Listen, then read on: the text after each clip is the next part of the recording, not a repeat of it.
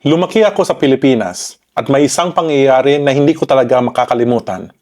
Bata pa ako noon, pero hanggang ngayon, malinaw pa rin sa isip ko. May negosyo ang daddy ko at isang araw, kailangan na niyang pondohan ang susunod na project. Ang problema, may malaking collectible siya sa gobyerno, pero delayed ang bayad. Nandoon ang pera pero wala sa kamay niya. Naalala ko ang tensyon sa bahay. Paano kung hindi maituloy ang project? Paano kung maubusan ng cash?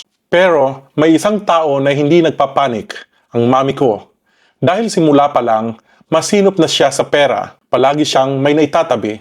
At dahil doon, nagkaroon kami ng emergency fund na siyang tumulong para maitawid ang pamilya sa panahong iyon. Doon ko na-realize na ang emergency fund isn't just money in the bank. It's peace of mind.